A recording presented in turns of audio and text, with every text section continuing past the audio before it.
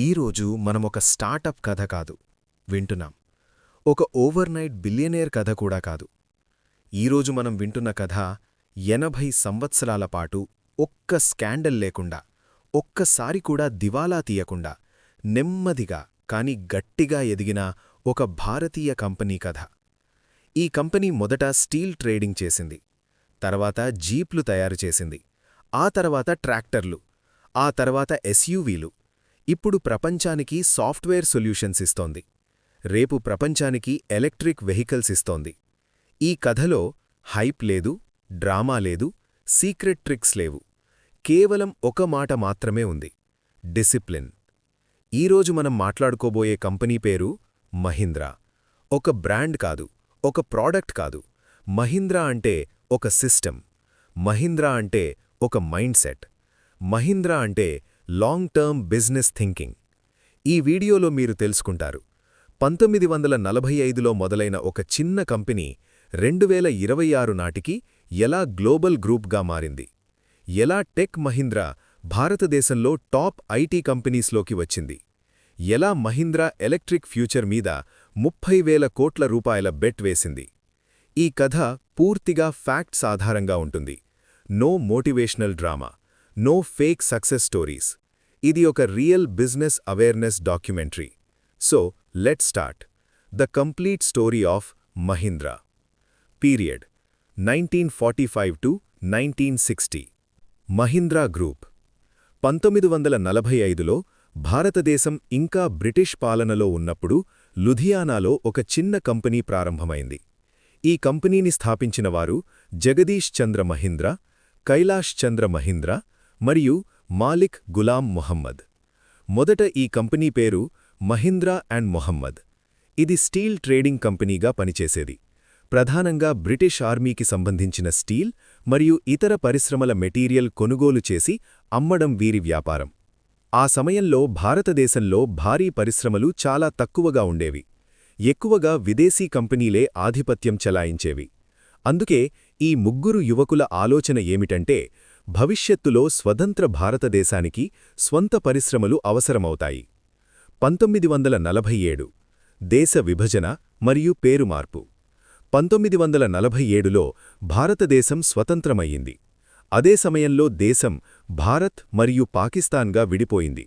ఈ విభజన వల్ల వ్యాపార రంగంలో కూడా పెద్ద మార్పులు జరిగాయి. మాలిక్ గులాం మొహమ్మద్ పాకిస్తాన్ వెళ్లి అక్కడ తొలి ఆర్థిక మంత్రిగా పనిచేశారు. దాంతో 1948లో కంపెనీ పేరు మహీంద్రా అండ్ మహీంద్రాగా మార్చారు. ఈ దశలో కంపెనీ పూర్తిగా జగదీష్ చంద్ర మహీంద్రా మరియు కైలాష్ చంద్ర మహీంద్రా ఆధీనంలోకి వచ్చింది.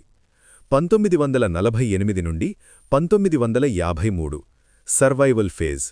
ఈ కాలాన్ని మహీంద్రా కంపెనీకి సర్వైవల్ ఫేజ్ అని చెప్పచ్చు. ఎందుకంటే భారతదేశంలో కొత్త ప్రభుత్వం, కొత్త పరిశ్రమల చట్టాలు, విదేశీ కరెన్సీ పరిమితులు, బ్యాంకింగ్ వ్యవస్థ ఇంకా బలంగా లేదు. ఈ కారణాల వల్ల చిన్న కంపెనీలకు వ్యాపారం చేయడం చాలా కష్టమయ్యింది. మహీంద్రా అండ్ మహీంద్రా కూడా చాలా ఆర్థిక సమస్యలు ఎదుర్కొంది. అయితే కంపెనీ ఒక విధానాన్ని పాటించింది. ఎక్కువ అప్పులు తీసుకోలేదు, వచ్చిన లాభాన్ని ఇరిగి వ్యాపారంలో పెట్టింది. చిన్నదైన స్టేబుల్ గ్రోత్ మీద ఫోకస్ చేసింది. ఈ స్ట్రాటజీ తర్వాతి కాలంలో మహీంద్రా బిజినెస్ మోడల్గా మారింది. 1954లో విలీస్ జీప్ ఒప్పందం. 1954లో మహీంద్రా కంపెనీకి పెద్ద అవకాశం వచ్చింది. అమెరికాకు చెందిన విలీస్ మోటార్స్ అనే కంపెనీ భారతదేశంలో తమ జీప్ వాహనాలను అసెంబుల్ చేయడానికి మహీంద్రా అండ్ మహీంద్రాతో ఒప్పందం చేసుకుంది. ఈ ఒప్పందం చాలా ముఖ్యమైనది, ఎందుకంటే మహీంద్రా తొలిసారి మ్యాన్యుఫ్యాక్చరింగ్ రంగంలోకి ప్రవేశించింది. భారతదేశంలో వాహనాల తయారీ మొదలయింది. కంపెనీకి స్థిరమైన ఆదాయ వనరు ఏర్పడింది. ఆ సమయంలో భారతదేశంలో రోడ్లు చాలా చెడ్డవి, గ్రామాలు దూరంగా ఉన్నాయి. సైన్యానికి మరియు ప్రభుత్వ విభాగాలకు బలమైన వాహనాలు అవసరం. జీప్ వాహనాలు ఈ అవసరాలకు బాగా సరిపోయాయి. ఇండియన్ ఆర్మీ మరియు ప్రభుత్వ సపోర్ట్. విలీస్ జీప్ ఒప్పందం తర్వాత మహీంద్రా జీప్లను పెద్ద మొత్తంలో ఇండియన్ ఆర్మీ కొనుగోలు చేయడం మొదలుపెట్టింది. దీనివల్ల కంపెనీకి నమ్మకం పెరిగింది, బ్రాండ్ విలువ ఏర్పడింది. మహీంద్రా పేరు ప్రభుత్వ రంగంలో ప్రసిద్ధి చెందింది. ఇది మహీంద్రా కంపెనీకి మొదటి నిజమైన బ్రేక్. 1960 నాటికి మహీంద్రా స్థితి. 1960 నాటికి Mahindra and Mahindra steel trading company నుంచి వాహనాల అసెంబ్లీ కంపెనీగా మారింది. ఈ కాలంలో కంపెనీ పూర్తిగా నగర మార్కెట్లో లేదు, పూర్తిగా గ్రామీణ మార్కెట్లో లేదు, కానీ ఒక స్టేబుల్ ఇండస్ట్రియల్ కంపెనీగా నిలబడింది. ఇక్కడితో మహీంద్రా తన మొదటి దశను విజయవంతంగా పూర్తి చేసింది. 1945లో ఒక చిన్న స్టీల్ ట్రేడింగ్ కంపెనీగా ప్రారంభమైన మహీంద్రా 1960 నాటికి భారతదేశంలో వాహనాల తయారీ చేసే ప్రముఖ సంస్థగా మారింది. విలీస్ జీప్ ఒప్పందం మహీంద్రా జీవితంలో కీలకమైన మలుపు. ఇదే పునాది మీదే తర్వాతి కాలంలో ట్రాక్టర్లు, ఎస్యూవీలు, ఐటీ సేవలు మరియు ఎలక్ట్రిక్ వెహికల్స్ వంటి విభాగాలు అభివృద్ధి చెందాయి. Period 1960 to 2000. Tractors, rural India, finance, global entry. 1960ల భారతదేశ పరిస్థితి. 1960లలో భారతదేశం పూర్తిగా వ్యవసాయ ఆధారిత దేశం. అప్పట్లో జనాభాలో దాదాపు 70% మంది రైతులే. ప్రభుత్వం లక్ష్యం ఆహార ఉత్పత్తి పెంచడం, గ్రామీణ ప్రాంతాలను అభివృద్ధి చేయడం, గ్రీన్ రెవల్యూషన్ తీసుకురావడం. ఈ సమయంలో ట్రాక్టర్లు చాలా అవసరమయ్యాయి, కానీ ఎక్కువగా విదేశీ కంపెనీలే మార్కెట్లో ఉన్నాయి. భారతదేశంలో తయారీ చాలా తక్కువగా ఉంది. మహీంద్రా ఈ అవకాశాన్ని గుర్తించింది. ట్రాక్టర్స్లోకి మహీంద్రా ప్రవేశం. 1963లో మహీంద్రా ట్రాక్టర్ తయారీ ప్రారంభించింది. మొదట అమెరికాకు చెందిన ఇంటర్నేషనల్ హార్వెస్టర్తో టెక్నాలజీ ఒప్పందం జరిగింది. ఈ ఒప్పందం వల్ల మహీంద్రా ట్రాక్టర్లు భారత్లో తయారయ్యాయి, కానీ డిజైన్ మరియు టెక్నాలజీ విదేశీ ఆధారంగా ఉండేది. మహీంద్రా స్ట్రాటజీ చాలా సింపుల్. ఖరీదైన ట్రాక్టర్లు కాదు, మధ్యతరగతి రైతుకు అందుబాటులో ఉండే ధర, తక్కువ మెయింటెనెన్స్, ఇండియన్ వాతావరణానికి సరిపడే డిజైన్, రూరల్ మార్కెట్ ఫోకస్. 1960 నుంచి 1980 మధ్య మహీంద్రా పూర్తిగా గ్రామీణ మార్కెట్ మీదే ఫోకస్ చేసింది. కంపెనీ గమనించిన విషయం: నగరాల్లో పోటీ ఎక్కువ, గ్రామాల్లో పోటీ తక్కువ, రైతులకు బ్రాండ్ లాయల్టీ ఎక్కువ. అందుకే మహీంద్రా గ్రామీణ షోరూమ్స్ తెరిచింది, మొబైల్ సర్వీస్ వాహనాలు ప్రారంభించింది, రైతులకు డెమో ట్రాక్టర్లు చూపించడం మొదలుపెట్టింది. ఇది అప్పట్లో చాలా కొత్త కాన్సెప్ట్. మహీంద్రా ఫైనాన్స్ ఒక కీలక నిర్ణయం. రైతులకు ఒక పెద్ద సమస్య ఉండేది. ట్రాక్టర్ కొనాలి అంటే బ్యాంక్ లోన్ రావడం కష్టం, డాక్యుమెంట్స్ ఎక్కువ, ప్రాసెస్ నెమ్మదిగా ఉండేది. ఈ సమస్యను మహీంద్రా గుర్తించింది. 1991లో మహీంద్రా అండ్ మహీంద్రా ఫైనాన్స్ అనే ఫైనాన్స్ కంపెనీ ప్రారంభించింది. ఇది ప్రత్యేకంగా రైతులకు, గ్రామీణ వ్యాపారులకు, చిన్న ట్రాన్స్పోర్ట్ ఓనర్స్కు లోన్లు ఇవ్వడం కోసం. ఇది మహీంద్రా గ్రూప్లో అత్యంత స్మార్ట్ బిజినెస్ మూవ్. ఎందుకంటే ట్రాక్టర్ అమ్మకం పెరిగింది, కస్టమర్ డేటా మహీంద్రా దగ్గరే ఉండిపోయింది, ఫైనాన్స్ ద్వారా మరో ఆదాయ మార్గం ఏర్పడింది. 1980 నుంచి 1990 మధ్య మార్కెట్ లీడర్షిప్. 1980ల చివరికి మహీంద్రా భారతదేశంలో నంబర్ 1 ట్రాక్టర్ కంపెనీగా మారింది. సంవత్సరానికి లక్షల ట్రాక్టర్లు అమ్మడం మొదలైంది. మహీంద్రా అంటే రైతు బ్రాండ్ అనే ఇమేజ్ ఏర్పడింది. ఈ సమయంలో కంపెనీ లాభాలు స్టేబుల్, అప్పులు తక్కువ, క్యాష్ ఫ్లో బలంగా ఉంది. ఇది తరువాతి విస్తరణకు పునాది అయింది. 1991 లిబరలైజేషన్ అండ్ న్యూ ఇండియా. 1991లో భారత ప్రభుత్వం ఆర్థిక సంస్కరణలు తీసుకొచ్చింది.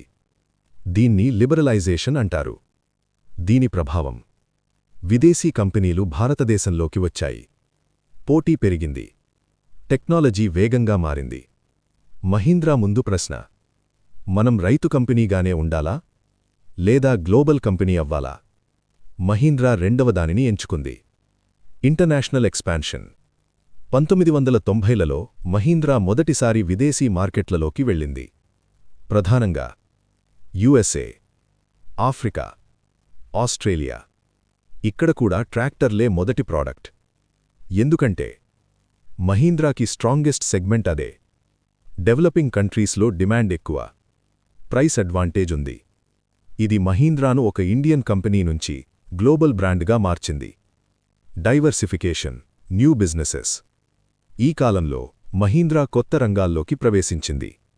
Automotive, commercial vehicles, IT services చిన్న స్థాయిలో, financial services, form equipment beyond tractors. కానీ ప్రధాన ఆదాయం మాత్రం ట్రాక్టర్లు ప్లస్ గ్రామీణ మార్కెట్. ఇది చాలా ముఖ్యమైన విషయం. మహీంద్రా ఎప్పుడూ కోర్ బిజినెస్ని వదలలేదు. కొత్త వ్యాపారాలు ప్రారంభించినా పాతదాన్ని పటిష్టంగా ఉంచుకుంది. 2000 నాటికి మహీంద్రా స్థితి. 2000 సంవత్సరం వచ్చేసరికి మహీంద్రా భారతదేశంలో నంబర్ 1 ట్రాక్టర్ కంపెనీ, బలమైన గ్రామీణ నెట్వర్క్, సొంత ఫైనాన్స్ కంపెనీ, విదేశీ మార్కెట్లలో ఉనికి. ఇది అప్పటికే ఒక స్టీల్ ట్రేడింగ్ కంపెనీ కాదు, ఒక మల్టీ బిజినెస్ గ్రూప్. కానీ ఇంకా ఒక లోపముంది. మహీంద్రా ఇంకా నగరాల యువతలో బలమైన బ్రాండ్ కాదు, కార్ మార్కెట్లో పెద్ద ప్లేయర్ కాదు. 1960 నుంచి 2000 మధ్య మహీంద్రా భారతదేశ గ్రామీణ ఆర్థిక వ్యవస్థలో కీలక పాత్ర పోషించింది. ట్రాక్టర్లు, ఫైనాన్స్ మరియు గ్రామీణ మార్కెట్ ఫోకస్ వల్ల మహీంద్రా ఒక స్టేబుల్ మరియు లాభదాయక గ్రూప్గా ఎదిగింది. ఈ స్థిరత్వమే తరువాతి కాలంలో ఎస్యూవీలు, టెక్నాలజీ మరియు గ్లోబల్ విస్తరణకు పునాది అయింది. Period 2000 to 2015. Bolero, Scorpio, SUV strategy, urban market. 2000 సంవత్సరం వచ్చేసరికి మహీంద్రా చాలా బలమైన కంపెనీ. గ్రామాల్లో నంబర్ 1 ట్రాక్టర్ బ్రాండ్, సొంత ఫైనాన్స్ కంపెనీ, స్టేబుల్ లాభాలు, తక్కువ అప్పులు.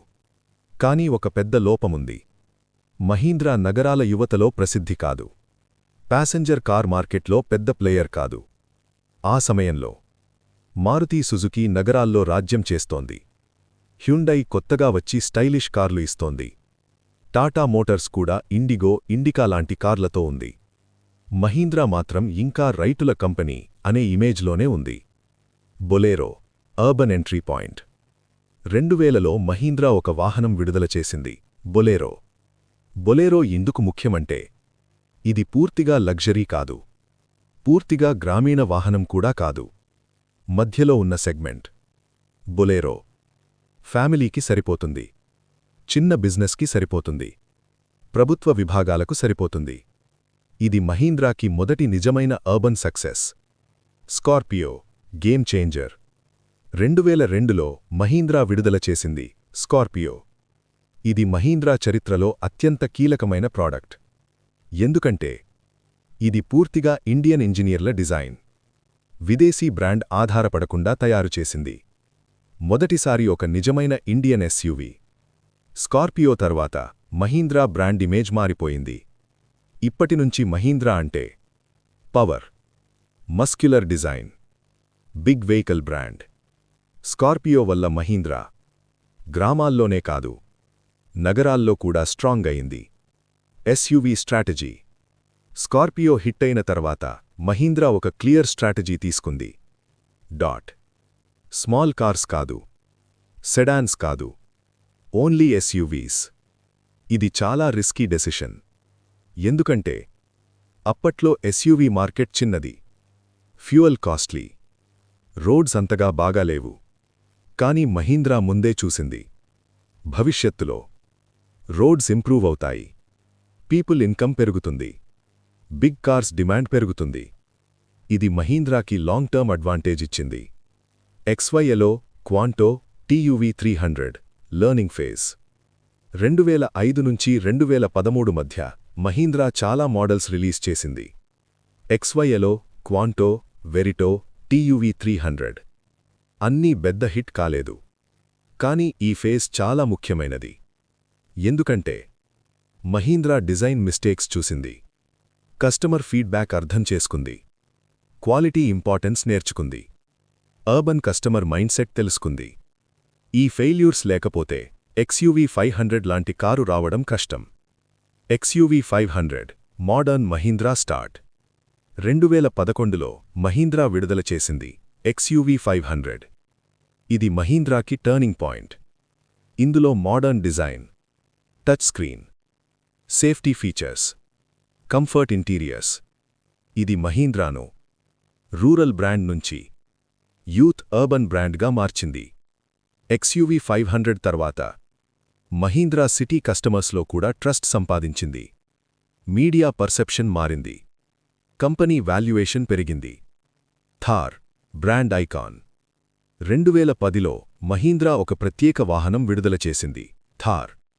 ఇది పెద్దగా సేల్స్ కోసం కాదు, ఇది బ్రాండ్ ఇమేజ్ కోసం. థార్ అంటే adventure, off road, youth lifestyle. ఇది మహీంద్రాకి ఒక ఎమోషనల్ ప్రాడక్ట్. థార్ వల్ల సోషల్ మీడియా ప్రెజెన్స్ పెరిగింది. యంగ్ జనరేషన్ కనెక్ట్ అయింది. మహీంద్రా లైఫ్ స్టైల్ బ్రాండ్గా మారింది. Organisational changes. ఈ కాలంలో మహీంద్రాలో పెద్ద మేనేజ్మెంట్ చేంజెస్ కూడా జరిగాయి. ప్రొఫెషనల్ సీఈఓస్ వచ్చారు. డేటా డ్రివెన్ డెసిషన్స్ ప్రారంభమయ్యాయి. ఓల్డ్ ఫ్యామిలీ స్టైల్ మేనేజ్మెంట్ తగ్గింది. ఇది మహీంద్రాను ట్రెడిషనల్ ఇండియన్ కంపెనీ నుంచి మోడర్న్ కార్పొరేట్ గ్రూప్గా మార్చింది. 1915 నాటికి మహీంద్రా స్థితి.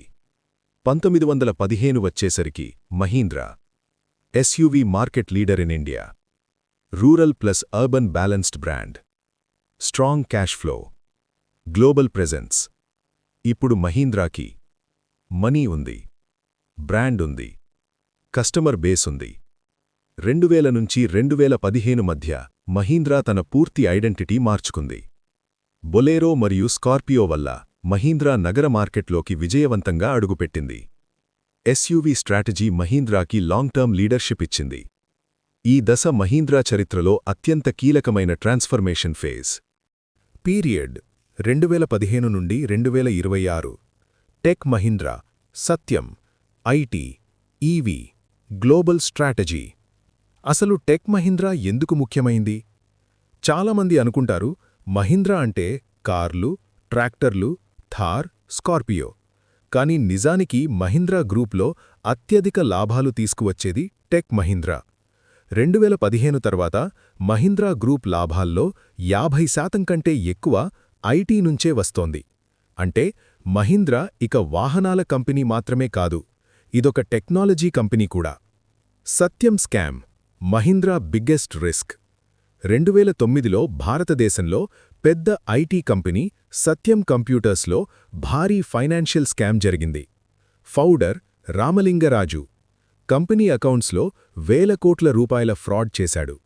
సత్యం కంప్లీట్గా కొలాప్స్ అయింది.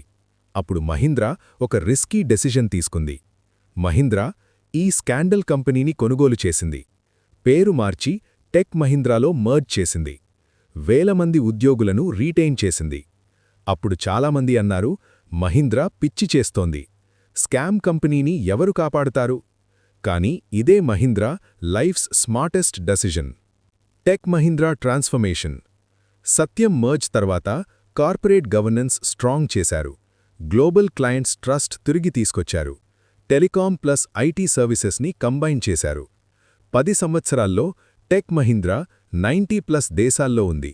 1.5 లక్షల ఉద్యోగులు, $6 బిలియన్ రెవెన్యూ. ఇది మహీంద్రాకి క్యాష్ మిషీన్గా మారింది. Digital India wave. 2015 తర్వాత భారతదేశంలో UPI, digital payments, cloud computing, AI adoption అన్నీ పెరిగాయి. ఈ వేవ్ మొత్తం టెక్ మహీంద్రాకి మ్యాసివ్ అడ్వాంటేజ్ ఇచ్చింది. టెక్ మహీంద్రా బ్యాంక్స్ కోసం కోర్ సిస్టమ్స్, టెలికాం కోసం నెట్వర్క్స్, గవర్నమెంట్ కోసం డిజిటల్ ప్లాట్ఫామ్స్, MNCs కోసం క్లౌడ్ సర్వీసెస్ అన్నీ అందించింది. మహీంద్రా గ్రూప్ అప్పటినుంచి ఆటోమొబైల్ సైకిల్స్ మీద డిపెండ్ కాకుండా స్టేబుల్ ఐటీ ఇన్కమ్ పొందింది. EV revolution, born electric. 2019 తర్వాత మహీంద్రా పెద్దగా ఫోకస్ చేసింది ఎలక్ట్రిక్ వెహికల్స్ మీద. Mahindra strategy ICE slowly reduce, full future electric. అందుకే బాన్ ఎలక్ట్రిక్ ప్లాట్ఫామ్ లాంచ్ చేశారు. New brands BE series, XEV series. Mahindra investment 30,000 కోట్లకు పైగా. ఇది ఇండియన్ కంపెనీస్లో బిగ్గెస్ట్ ఈవీ బెట్స్లో ఒకటి. Manufacturing strategy, no over expansion. Mahindra ఒక ప్రత్యేక రూల్ పాటిస్తుంది. Grow only where cash exists, never grow on heavy debt. అందుకే Mahindra never became bankrupt. Tata, Reliance లాంటి హ్యూజ్ డెట్ లేదు. Always positive cash flow. Mahindra slow grow అవుతుంది, కానీ స్టేబుల్ గ్రో అవుతుంది. ఆనంద్ మహీంద్రా స్టైల్ అగ్రెసివ్ కాదు, ఈగో లేదు, media friendly, long term thinker. ఆయన philosophy don't chase size, chase sustainability. అందుకే మహీంద్రా హైప్ కంపెనీస్ కాదు, సాలిడ్ కంపెనీస్ బిల్డ్ చేస్తుంది. మహీంద్రా కల్చర్. మహీంద్రాలో ఒక స్ట్రాంగ్ కల్చర్ ఉంది. Promote from inside, fire less people, long term employees, ethical governance. అందుకే Mahindra employee attrition లో, leadership stable, scandals almost zero. ఇది Indian corporate వరల్డ్లో rare culture. 2026 నాటికి మహీంద్రా పొజిషన్. 2026 వచ్చేసరికి Mahindra India SUV leader, world number 1 tractor company, top 5 Indian IT companies, strong EV pipeline, zero debt risk. Mahindra success formula not fastest, not biggest, but most balanced. Mahindra story అంటే overnight success కాదు, startup miracle కాదు, scam నుంచి escape కాదు. ఇది 80 సంవత్సరాల slow, disciplined, ethical growth story. Mahindra teaches one business lesson. Big money is not made by speed, big money is made by stability. Mahindra ఒక brand కాదు, మహీంద్రా ఒక సిస్టమ్, ఒక కల్చర్, ఒక long term business mindset. ఈ వీడియోలో మనం చూసింది ఒక కంపెనీ ఎదుగుదల కాదు, ఒక మైండ్ సెట్ ఎదుగుదల. 1945లో ఒక చిన్న స్టీల్ ట్రేడింగ్ ఆఫీస్ నుంచి 2026లో ఒక గ్లోబల్ టెక్నాలజీ గ్రూప్ వరకు మహీంద్రా ఎక్కడా షార్ట్కట్ తీసుకోలేదు, ఎక్కడా గ్యాంబ్లింగ్ చేయలేదు, ఎక్కడా హైప్ మీద డిపెండ్ కాలేదు. మహీంద్రా ఎప్పుడూ ఒకే ప్రిన్సిపల్ పాటించింది: slow growth, stable growth, sustainable growth. ఇది మనకొక క్లియర్ లెసన్ ఇస్తుంది. బిజినెస్లో గెలవాలంటే అత్యంత తెలివైనవాళ్లే కావాల్సిన అవసరం లేదు, అత్యంత వేగంగా పరిగెత్తేవాళ్లే కావాల్సిన అవసరం లేదు. కానీ ఎంత దూరం వెళ్లాలనుకుంటున్నావో అంత పేషెన్స్ ఉండాలి, ఎంత డబ్బు సంపాదించాలనుకుంటున్నావో అంత డిసిప్లిన్ ఉండాలి. మహీంద్రా ఒక బ్రాండ్ కాదు, మహీంద్రా ఒక ప్రోడక్ట్ కాదు. మహీంద్రా అంటే ఒక సిస్టమ్, మహీంద్రా అంటే ఒక కల్చర్, మహీంద్రా అంటే లాంగ్ టర్మ్ థింకింగ్. మీరు స్టూడెంట్ అయినా, జాబ్ చేస్తున్నవాడైనా, బిజినెస్ స్టార్ట్ చేయాలనుకునేవాడైనా ఈ కథ ఒకే మాట చెప్తుంది: big success is not built by speed, big success is built by consistency.